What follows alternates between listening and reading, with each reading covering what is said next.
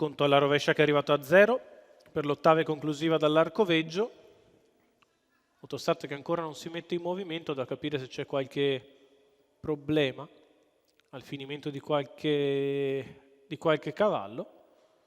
Ora sono praticamente tutti ben disposti per partire.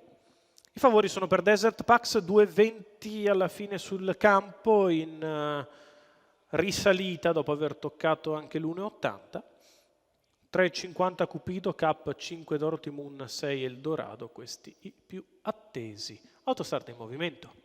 In 10 al via per la G di chiusura, ippica nazionale, premio Music, 1 Desert Pax, 2 Cupido Cap, 3 Fillo Lenny, 4 Eldorado, 5 Dorothy Moon, 6 Duplo, questa è la prima fila.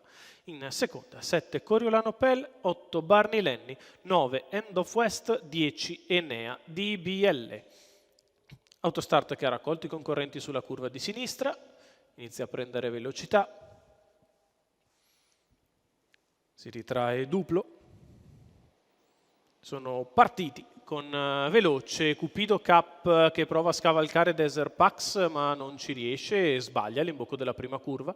Rimane secondo alla corda Coriolano Pell che precede Dorothy Moon, poi ancora Fillo Lenny, 2 Cupido di fuori Cap allo scoperto è squalificato. rimasto Duplo.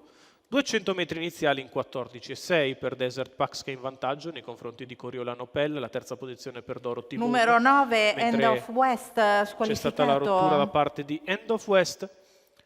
Avanza allo scoperto allora Eldorado che secondo caratteristiche inizia a tambureggiare sul passo e avanza. 31 per i primi 400 di corsa, Desert Pax in vantaggio in controllo nei confronti di Coriolano Pell, Eldorado che avanza allo scoperto. Dorothy Moon a sua volta sembra intenzionata a lasciare la corda per andare in seconda pariglia. 600 iniziali in 47,7 e si viene sotto alle tribune con sempre Desert Pax a controllare nei confronti di Eldorado che è al suo esterno, Dorothy Moon in pariglia, in corda Coriolano Pell che precede Fillo Lenny, terza pariglia per Enea DBL, alla retroguardia rimangono Duplo e Barney Lenny.